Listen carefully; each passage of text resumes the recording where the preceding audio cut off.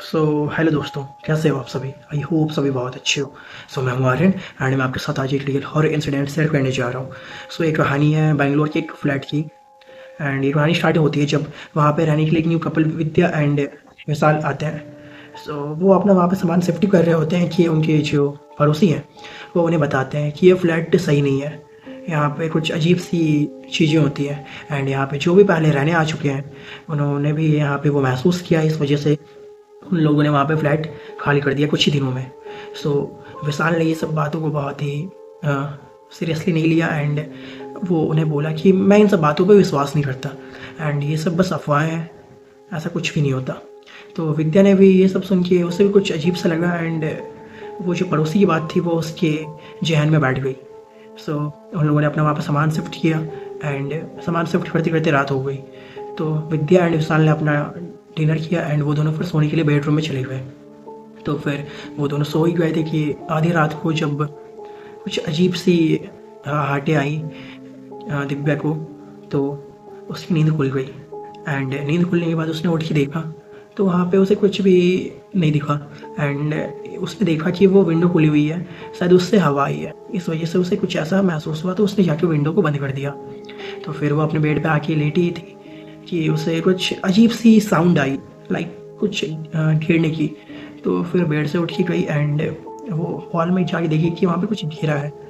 तो वहाँ पे उसकी टीवी का जो रिमोट था वो नीचे गिरा हुआ था।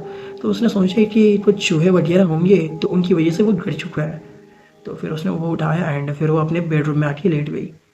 तो पहली रात तो ऐसे ही कट गई। एंड सुबह जब वो उठे तो विशाल अपने ऑफिस के लिए चला गया एंड दिव्या अपने घर के काम में लग गई। ये सब करते करते शाम हो गई एंड फिर विशाल घर वापस आ गया। एंड उन लोगों ने अपनी बातें वगैरह की। फिर दिव्या जो थी वो विशाल को बता रही थी कि मुझे इस घर में कुछ अजीब सी वाइब आ रही है, लाइक कुछ अच्छा सा नहीं लग रहा है यहाँ पे, हमें कुछ यहाँ पे पूजा वगैरह करवानी चाहिए। विशाल ने भी बोला हाँ, हम अभी अभी शिफ्ट हुआ है तो हमें यहाँ पे लाइक घर में हम रहने आए तो हमें यहाँ पे पूजा करनी चाहिए। तो उन्होंने डिसाइड किया कि हम कल यहाँ पे पंडित बुला के पूजा करवाएंगे। सो वहाँ पे ये सब डिसाइड हुआ एंड अगले दिन पंडित जी आ गए एंड वो पूजा होने लगी। तो पंडित जी जो थे वो उन्होंने बोला कि घर पे कुछ नॉर्मल नहीं है, यहाँ पे कुछ भी लाइक नेगेटिव सी एनर्जी है। विशाल ने बोला कि नहीं, कुछ ऐसा नहीं हो सकता, और है तो आप कुछ भी अपने वो रिचुअल्स कर दो, पूजा वगैरह करके ये ख़त्म करो। तो पंडित जी ने बोला हाँ ठीक है, आज जो पूजा हो रही है उससे हो सकता है ये एनर्जी ख़त्म हो जाए। ये सब पूजा वगैरह हो गई। सब जो भी आए हुए थे पड़ोसी वगैरह वो सब भी चले गए एंड वो दोनों अपने काम में वही घर की सफाई वगैरह में लग गए एंड ये सब करते करते शाम हो गई। तो फिर वो दोनों सामने बैठ के चाय पी रहे थे कि तभी उनका जो विंडो था उस विंडो के बाहर में कोई ट्री था बहुत सालों पुराना। तो उस ट्री से बहुत ही अजीब सी आवाज़ें आ रही थी, लाइक किसी के हंसने की अजीब सी बहुत ही ज़्यादा क्रीपी टाइप की आवाज़ आ रही थी। तो फिर विशाल एंड दिव्या जाके उस विंडो से देखे तो वहाँ पे कोई भी नहीं था। नीचे में 2-3 कुत्ते बैठे हुए थे बस। वो सब देख के वो आ गए एंड उन लोगों ने विंडो बंद कर दी। फिर रात हो गई थी तो वो दोनों अपने बेडरूम में सोने के लिए चले गए। वो दोनों सोने के लिए चले गए तभी उनके जो डोर थे, मेन डोर, उनमें किसी के नॉक करने की साउंड आई। तो विशाल जाके डोर चेक किया तो वहाँ पे कोई भी नहीं था। तो विशाल को लगा कि हाँ कोई बच्चे होंगे सोसाइटी के, इसलिए उन लोग वो हमारे साथ खेल रहे हैं, भैया किया होगा किसी ने। ये सब वो इग्नोर किया एंड अपने रूम में आके सो गया। तो वो दोनों सो गए। फिर आधी रात को विद्या की नींद खुली एंड उसने देखा कि कोई उसके रूम में खड़ा है उस विंडो के जस्ट पास में। तो ये सब देख के वो डर गई एंड उसने विशाल को उठाने की कोशिश की। तो विशाल उठा एंड दिव्या ने उसे बताया कि कोई हमारे रूम में है, शायद कोई चोर वगैरह में हमारे घर पे घुस आया है। तो विशाल ने लाइट्स ऑन की एंड देखा तो वहाँ पे कोई भी नहीं था। उन लोगों ने पूरे घर को चेक किया बट पूरे घर पे कोई नहीं था। तो विशाल ने बोला कि आज की जो इतने ट्रॉमा वगैरह थे इस वजह से तुम्हें थकावट हो गई है, इस वजह से तुम्हें बस वहम हुआ था, कोई नहीं था यहाँ पे, तुम सो जाओ। तो विद्या ने भी इन सब बातों पे ज़्यादा गौर नहीं किया एंड वो सो गई।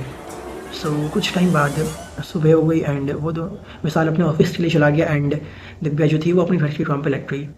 तो फिर ये सब हो गया एंड फिर विशाल अपने ऑफिस से रात को वापस आया। जब वो वापस आया तो उसने नोटिस किया कि उसके घर के बाहर में कुछ लाइक किसी के फुटप्रिंट्स हैं बहुत ही गंदे। तो वो जब अंदर आया तो उसने दिव्या से पूछा कि ये फोटो फ्रेंड लाइक एक खींचने वाले किसके पॉइंट पे हमारे घर पे आया था।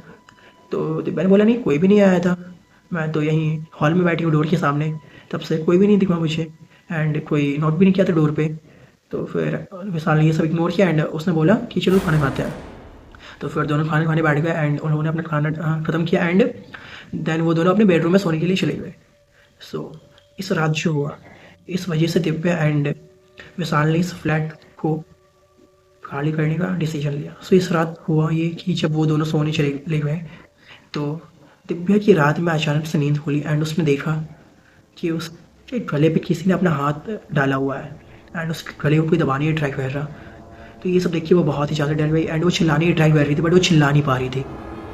बहुत ही ज़्यादा वो उसके पूरे हाथों को किसी ने जैसे ये जकड़ लिया हो। तो उसने किसी तरह करके विशाल को उठाया। तो विशाल की जैसे नींद खुली एंड उसने लाइट ऑन की तो वो सब वहाँ से गायब हो चुका था। जो भी दिव्या की गले को दबा रहा था कोई नहीं था वहाँ पे।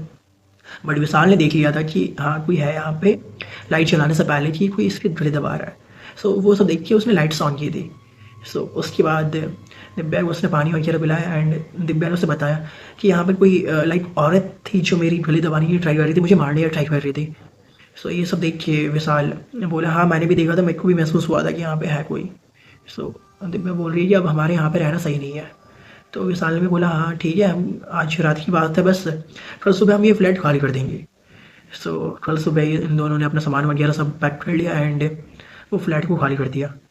सो जब वो फ्लैट खाली कर रहे थे तो उनके जो पड़ोसी थे उसने उन्हें बताया कि इस फ्लैट पे कुछ साल पहले किसी एक औरत ने अपनी आत्महत्या कर ली थी क्योंकि उसके जो हस्बैंड थे वो उन्हें छोड़ के चले गए थे। इस वजह से उसने उसी रूम में वो जो फ़ैन थी, फ़ैन से लटक के सुसाइड कर लिया था। सो ये सब जान के दिव्या एंड विशाल और भी ज़्यादा डर गए एंड उन लोगों ने डिसाइड किया कि वो सब मिल के उस औरत की आत्मा की शांति के लिए वहाँ पे कुछ रिचुअल्स पूजा वगैरह करवाएंगे। सो ये कहानी आपको कैसी लगी ये आप हमें ज़रूर बताएं एंड अगर आप भी कभी कहीं पर फ्लैट वगैरह लेने जा रहे हो तो उस जगह के बारे में आप पूरी इन्फॉर्मेशन ले लें, उसके पास्ट एंड उसके प्रेजेंट में क्या कंडीशन थी, उसके पास्ट की क्या क्या हुआ था, वहाँ पे कौन थे पहले, ये सब बातें आपको भी जानना बहुत ज़रूरी है। So thanks for watching and अगर आपको ऐसी और भी कहानियाँ सुननी है तो आप सब्सक्राइब करना ना भूलें।